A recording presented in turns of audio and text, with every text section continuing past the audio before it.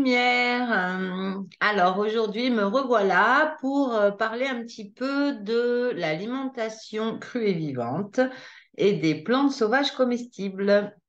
C'est quelque chose ces deux domaines qui m'intéressent beaucoup depuis un petit moment maintenant et que j'ai pas mal développé maintenant dans ma vie.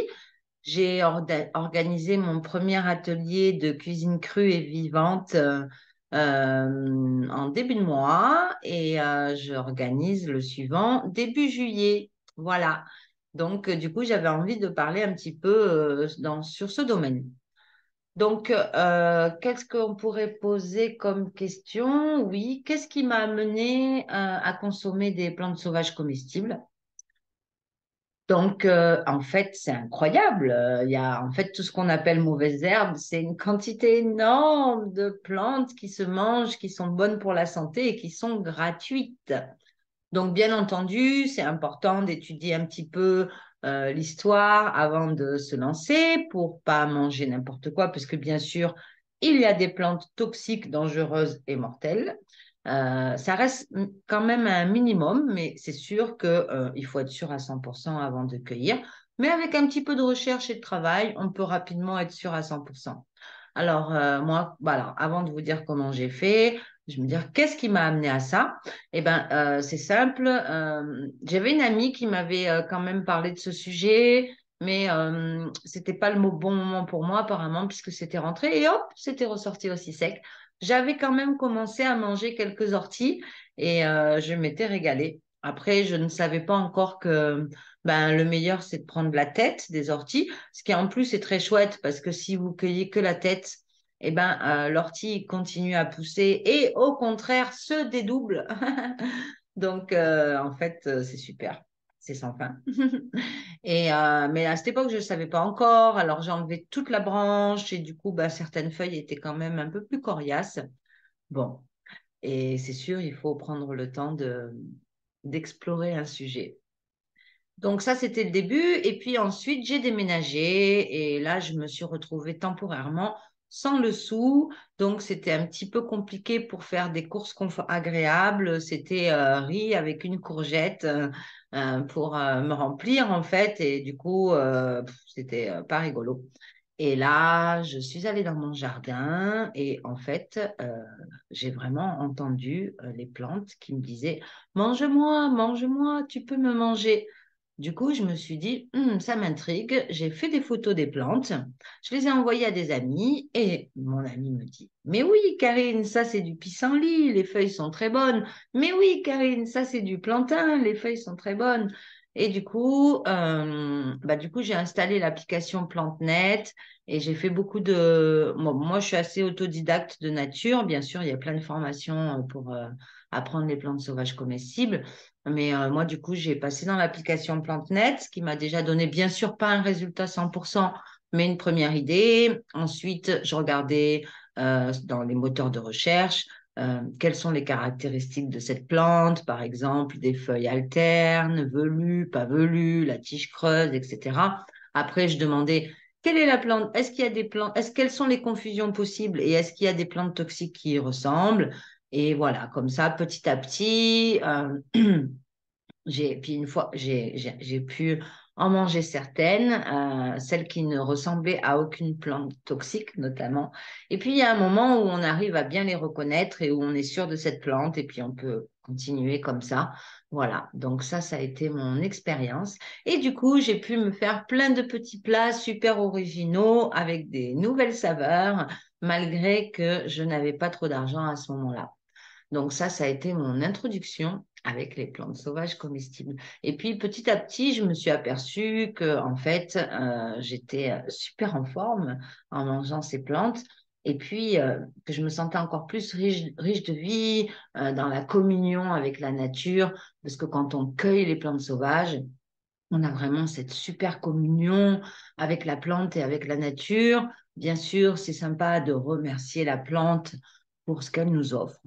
Et la plante, en fait, nous transmet du savoir originel euh, dans toutes nos cellules, dans toute notre ADN. Donc, c'est vraiment quelque chose de formidable. Et en plus, la plante, sauvage, elle est forte parce qu'elle a poussé toute seule. Ce sont les plus fortes qui sont restées. Elle a choisi le sol, elle a choisi de pousser là, dans le sol qui lui convient le mieux. Et donc, bah, cette force, cette robustesse, elle nous la transmet. Voilà. Et donc, qu'est-ce qui m'a poussée donc à me mettre à l'alimentation crue et vivante? Alors bon, je mange pas 100% cru, mais on va dire 80% cru et vivant, puisqu'il y a certaines de mes recettes qui sont faites avec le déshydrateur à 40 degrés. Donc, a priori, à 40 degrés, on ne perd pas de vitamines et de minéraux. Bien sûr, un petit peu, puisque ça enlève quand même l'eau de l'aliment, donc il y a une perte dans ce processus, mais elle est vraiment minime par rapport à la cuisson. Et en fait, qu'est-ce qui m'a poussé à ça? Eh ben, il y a quelques années, maintenant quand même une bonne dizaine d'années, même plus, peut-être une vingtaine d'années, j'ai une amie qui a eu un cancer de l'estomac et qui était russe et qui a décidé de ne pas suivre. Alors, je ne dis pas ne suivez pas de traitement, je ne suis pas médecin, je raconte juste mon expérience personnelle, je le précise, d'accord? Je ne dis pas c'est le chemin, je raconte juste pourquoi moi je m'y suis mis et ne conseille rien à personne, à part de mettre un petit peu de cru dans votre alimentation. Oui. Donc, en fait, cette amie, elle avait un cancer de l'estomac et du système digestif. Je ne sais pas exactement, mais en tout cas du système digestif. Et elle a étudié comment beaucoup de gens en Russie s'en sont sortis avec des méthodes naturelles. Et ça a été notamment par l'alimentation crue. Donc, elle s'est mise à l'alimentation crue, elle, à 100%, et elle s'est guérie de son cancer. Et donc, elle a dû manger cru pendant 4 5 ans. Ensuite, elle s'est mise à ne manger plus que des fruits et des fruits secs. Et maintenant, elle ne mange plus que des fruits frais. Et cette amie, en ce temps, en 15 ans, peut-être qu'elle suit cette alimentation, elle a rajeuni d'une vingtaine d'années. Alors, ça m'a beaucoup marqué, parce que moi, je l'ai vue évoluer d'année en année, la voir avec une peau de plus en plus belle, de plus en plus jeune, de plus en plus en forme, de plus en plus dynamique, de plus en plus orientée vers l'éveil, parce que ça change pas que notre physique, ça change notre conscience aussi. Donc, du coup, je me suis dit, ah, il faut que j'essaye. Et donc, il y a je sais plus, peut-être quelques années, j'avais essayé pendant un an et ça avait vraiment été un an très fort pour moi. Je mangeais principalement cru et je méditais beaucoup. Et j'ai vraiment fait un saut quantique à ce moment de ma vie. Après, pour diverses raisons, je me suis remise à l'alimentation cuite, par tentation, en fait, surtout. Et par tentation de ce que je connaissais depuis petite, parce que c'est vraiment nos habitudes qui nous mènent par le bout de notre nez souvent. Donc, je me suis remise à la cuisine cuite. Et puis, il y a, je sais pas, peut-être 2 ans, je me suis dit, non, là, en fait, un jour, je suis allée chez ma mère. On a fait toute une journée, on a mangé toute la journée. Alors, des super plats de qualité avec des aliments bio. Mais on a tellement mangé que, en fait, je me suis sentie pas bien. Et même au retour, je suis tombée malade parce que c'était trop, en fait, pour moi. Et là, je me suis dit, non, ça y est, là, c'est le moment, je me remets à l'alimentation crue. Et puis, du coup, bah, au début, je me faisais plein de salades, plein de jus, plein de smoothies que j'adore.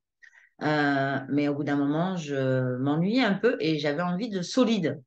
Donc, du coup, j'ai étudié les recettes de cuisine crue et en fait, c'est vraiment un nouveau monde qui s'est ouvert à moi, un nouvel univers. Il y a énormément de recettes, plus fantastiques les unes que les autres, aussi bonnes les unes que les autres, riches d'énergie et du coup, c'est pour ça que maintenant, je commence à organiser des ateliers de cuisine crue. Voilà. Donc, quelle différence je ressens quand je mange cru ou cuit? Bah, en fait, quand je mange cru, je me sens plus légère, je me sens plus dynamique, vraiment plus légère. Et je sens aussi que ça m'ouvre mes perceptions, ma sensibilité, ma clairvoyance. Et aussi, à savoir que tout ce qui est céréales, gluten, etc. En fait, ça crée de la colle dans le corps et que cette colle, le corps ne sait pas l'éliminer, donc ça se met dans l'eau du corps.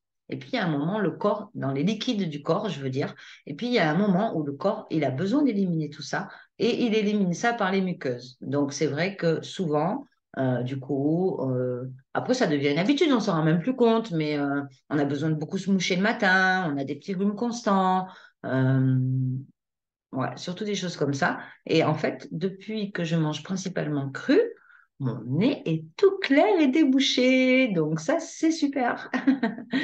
Voilà. Et donc, qu'est-ce que je voulais dire de plus? Oui. Manger des plantes sauvages a-t-il changé mon rapport avec la nature?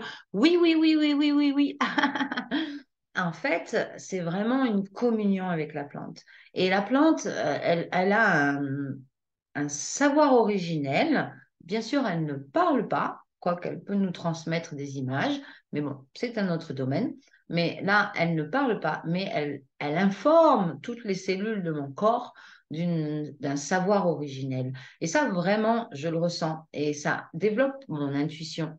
Par exemple, un jour, parce que je récolte beaucoup toutes les ressources que je trouve autour de chez moi. J'ai de la chance, il y a beaucoup de ressources autour de chez moi.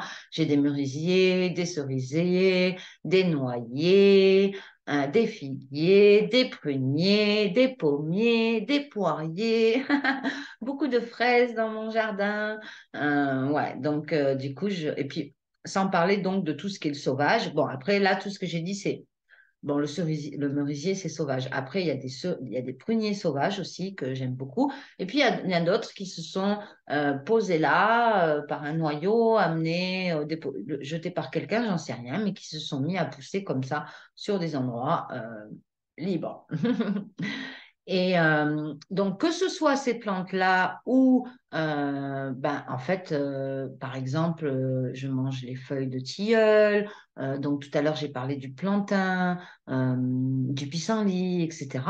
Et donc, eh ben, en fait, il y a vraiment une communion avec la nature. De cueillir ces plantes. Et ces plantes nous informent. Par exemple, un jour, moi je suis très amie avec les arbres, et un jour, j'ai ramassé des glands. Alors, les glands, il faut les cuire parce qu'il y a trop de tanins. Donc, je me suis dit, bon, ben, je vais jouer le jeu. Je les ai cuits plusieurs fois jusqu'à ce qu'il n'y ait plus trop de tanins. Et je les ai mangés et je me suis super régalée avec un peu de beurre. Bon, après, je mange plus trop de produits laitiers non plus, mais bon, je ne suis pas dans un truc comme ça, fermé, je veux rien faire du reste. Le reste devient occasionnel, on va dire festif. Et donc, je me suis fait ce plat. Et puis après, donc, il y a énormément de chênes vers chez moi. Et après, en marchant en balade, je me disais, quand même, c'est un peu bête d'avoir passé tout ce temps à éplucher les glands. Ça prend du temps quand même pour les cuire plusieurs fois. Et tout ça pour les cuire autant qu'il n'y a plus de vitamines et de minéraux. Je me demande pourquoi j'ai fait ça. Et là, il y a vraiment une pensée qui est venue instantanément dans ma tête en marchant sous les chênes. Et j'ai bien compris qu'elle venait des chênes puisque je n'y aurais pas pensé par moi-même. Le chêne m'a dit, mais non, en fait, euh, parce que tu manges mes glands. Bon, bien sûr, c'était pas avec des paroles comme ça, mais ça s'est transformé en pensée dans ma tête. Euh, Quand tu manges mes glands, je te transmets mon savoir originel. Je suis là depuis des centaines d'années. J'ai tellement à te transmettre. Et je me suis dit, oui, oui, bien sûr. Voilà, je ne veux pas faire cette vidéo trop longue. En tout cas, je vous invite, si vous êtes en Ariège, à venir à mes ateliers de cuisine crue. Les informations, mon mail sera dans la description de la vidéo. N'hésitez pas à m'envoyer un mail. Le prochain atelier est le 8 juillet, donc dans moins de 15 jours. Et c'est un samedi. Et si vous n'êtes pas en Ariège, mon idée est de commencer à créer des ateliers de cuisine crue en ligne à un petit prix, euh, juste pour ben, que ça m'aide aussi moi à vivre, de passer ce temps, à partager mes connaissances. Et dans ces cas-là, j'enverrai la liste des courses nécessaires à tous ceux qui s'inscriront en avance et on cuisinera tous ensemble en ligne et même on mangera tous ensemble en ligne. Voilà, c'est mon idée. Donc, si ça vous intéresse de faire ça, n'hésitez pas à aussi m'envoyer un petit mail pour que je vois ou à mettre un commentaire dans la vidéo. Mettre un commentaire dans la vidéo plus m'envoyer un petit mail pour que j'ai votre contact et mon idée est d'organiser ça pour mi-juillet, fin juillet. Voilà. Eh bien, je vous embrasse fort, je vous envoie plein de magie, plein de petites bulles de lumière. Mouah.